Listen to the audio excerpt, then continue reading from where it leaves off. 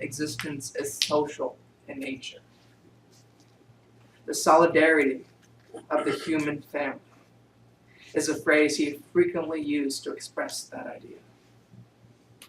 We are tied together in the single garment of destiny, caught in an inescapable network of mutuality, he said in one of his addresses. This was a way of affirming that reality is made up of structures that form an interrelated whole. In other words, that human beings are dependent upon each other. Whatever a person is or possesses, he owes to others who have preceded him, or her. As King wrote, whether we realize it or not, each of us lives eternally in the red. Recognitions of one's indebtedness to past generations should inhibit the sense of self-sufficiency and promote awareness that personal growth cannot take place apart from meaningful relationships with other persons, relationships that we have here, that the I cannot attain fulfillment without the thou. With my own thoughts, this gives me an overall picture of human coexistence that is not unlike our seventh principle, the interdependent web of all existence. This web of interdependence is not only understood as the physical world in which we live, plants and animals, but also as a spiritual and intrinsic energy within each and every one of us. With that, I delve deeper into thoughts of community. The hymn, "Come, Come, Whoever You Are," has a fitting place as a popular and a meaningful hymn in our Unitarian Universalist tradition. And the additional words of Sufi poet Rumi, "Come, and even if you have broken your vows 1,000 times, only serve to further the message of this important piece." As a faith, we gather around and form community within the values of our core principles. 7 principles. Our covenant. Values which we vow to uphold and stay true to. As the humans that we are, there is no doubt that at times these vows will be broken. They will. I know it. I've done it myself. Sharp words may be exchanged, and mistakes will occur in our faith-based environments and the world around us, though I might venture so far as to say that the two are the one and the same.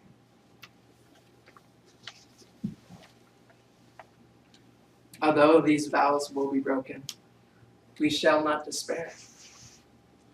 And we will welcome one another and ourselves again and again as a recognition and affirmation of our being human and the power of unconditional acceptance.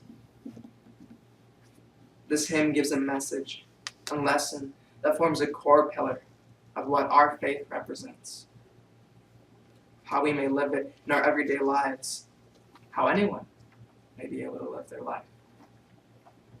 We are loved because of who we are, and who we are remains beautiful and good, no matter our mistakes. With this in mind, I will venture into an experience of mine that has helped me bring forth my commitment to being a welcoming and accepting person. Or, even as it says in the hymn, a lover of leaving. I left a mindset and reapproached it with the will to see things differently. Through this process, I experienced the value and power in being welcomed yet again with love. My story starts with being born into an unsafe household that lacked the necessary quality and care to nurture a child. That's where I was born.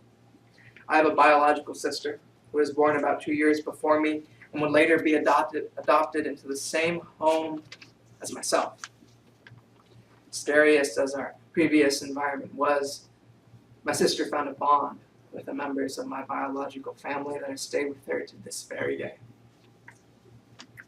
It is a bond that I do not understand. I don't possess it, it's hers, both as an understanding and as an experience.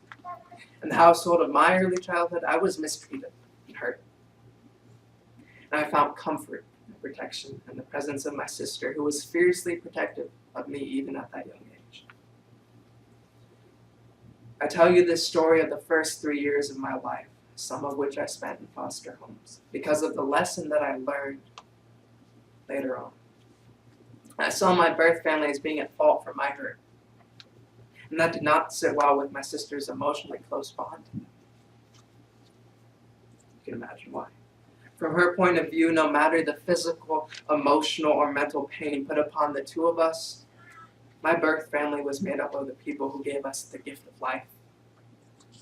Able body and mind, and dangers who, however they existed, came with silver linings in the form of child protective service agents and a better life, one that I'm living with you all right now.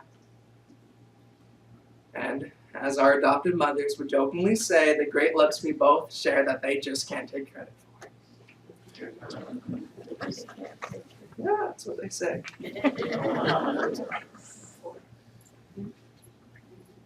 Now, though, I have come to see that she is entitled to this perspective, my sister, whether or not I am ready to fully feel the same. I have, however, been able to transform the majority of my pain and trauma into feelings that I can come to terms with and leave with understanding love in my heart. I am welcome still into my sister's companionship, and a companionship that she always offered, as she accepted me even with my negative thoughts and my whining and my pent-up hurt.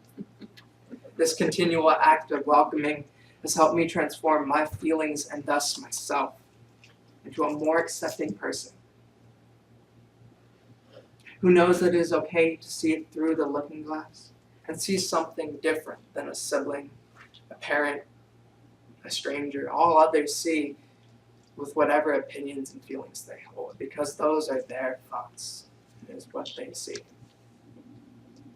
I know this to be true whether or not I see vows broken or break them myself, for through this understanding, I have improved myself. How I treat others, and hopefully, the existence of our 7 principles within our covenantal faith, which so fortunately extends to all.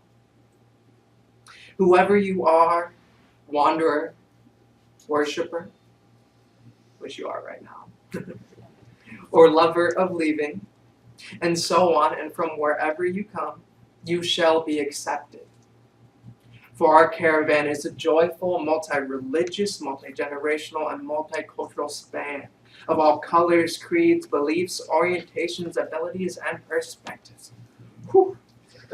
By coming to terms with my past, affirming my sister's views, and living to the best of my ability a Unitarian Universalist lifestyle, I am better able to accept my pain, leave negative thoughts, and welcome new ideas. All the while with the exceptional energy of love ever present in my heart. Similarly, we enrich our faith as a caravan that does not despair in the view of all that is.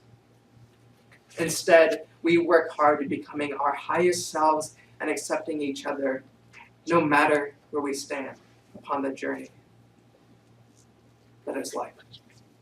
So, come. Even if you have broken your vows 1,000 times, come yet again.